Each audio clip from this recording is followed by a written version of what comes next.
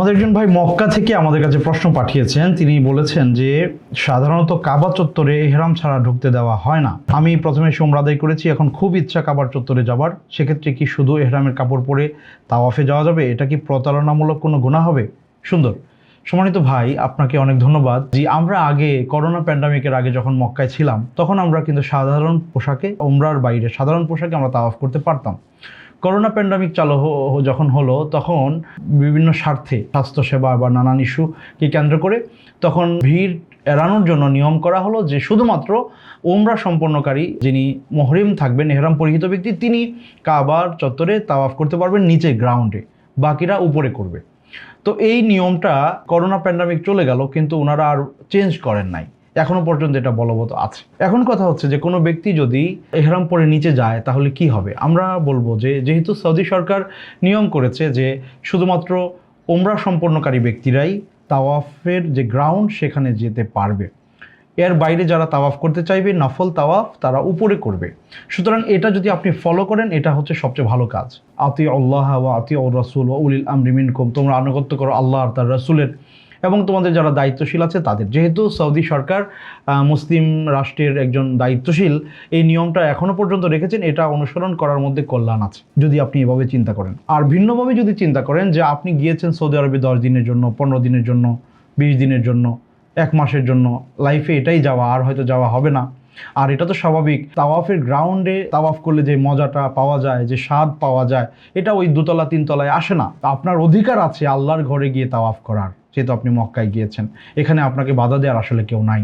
এই চিন্তা থেকে, আর এহরামের যে পোশাকটা এটাও তো কাইন্ড অফ ড্রেস, যে আপনি সেলাইবিহীন লুঙ্গি আর চাদর, সো এটা একটা ড্রেস পরে আপনি ঢুকতেছেন। ঢোকার সময় তো কেউ আপনাকে এভাবে ধরে জিজ্ঞেস করতেছে না, এই হাজী সাহেব আপনি কি উমরায় যাচ্ছেন না এমনি তাওয়াফ করবেন? এটা আপনাকে কেউ জিজ্ঞেস করছে না যে আপনি মিথ্যা বলছেন, আপনি মিথ্যাও বলছেন না, আপনি আপনার মতো করে এই ড্রেসটা পরে চলে গিয়ে উমরা করছে, কি বলে, তাওয়াফ করছেন। এতে করে আপনার গুনাহ হবে এই কথাটা আমি বলতে পারছি না।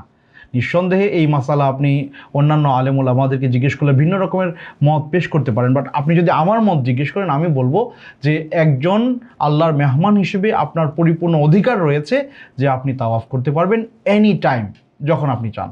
এই জায়গায় বাধা দেওয়ার আসলে কেউ নাই।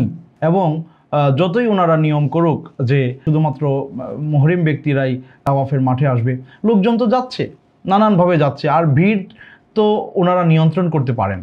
এমন ভিড় যদি হয় যে মানুষের আর জায়গা হবে না, তাহলে ওনারা গেট বন্ধ করে দেন। এটা আপনারা জানেন যে খুব বেশি পরিমাণে গেট বন্ধ করা হয়, নানান কারণে গেট অল্পতেই বন্ধ করে দেওয়া হয়। তাহলে যখন ওনারা বুঝবেন যে মানুষের আর সংকলন হবে না মাতাফে তাওয়াফের গ্রাউন্ডে, তাহলে ওনারা গেট বন্ধ করে দিবেন, মানুষ উপরে চলে যাবে। কিন্তু যতক্ষণ পর্যন্ত গ্রাউন্ডে যাওয়ার চান্স আছে, মানুষ ঢুকতে পারে, আমার মনে হয় আপনি যদি ইহরামের কাপড় পরে সেখানে গিয়ে তাওয়াফ করেন, আপনি গুনাহগার হবেন এই কথা আমি কোনোভাবেই বলতে পারবো না। আপনি প্রতারণা করছেন এই কথাও আমি বলবো না, বরং আপনি আল্লাহর মহাব্বত, কাবার মহাব্বত, ইবাদতের প্রতি আপনার মন দিল যেভাবে আপ্লুত, এটার কারণে আপনি সওয়াব প্রাপ্ত হবেন ইনশাআল্লাহ। তবে শুরুতে আমরা বলেছি যদি আপনি নিয়ম কানুন মেনে উপরে করেন, সেটা একদিক থেকে ভালো যে আপনি আনুগত্য করলেন দায়িত্বশীলদের। কিন্তু আপনি যদি এটা ব্রেক করেন, এই কারণে আপনি গুনাহগার হবেন বা আল্লাহ আপনার জন্য, আপনার হজ নষ্ট হবে, অনেকে এমন কথাও বলে প্রতারণা করছেন হজ করতে এসে, এই কথার সাথে আমি একমত না।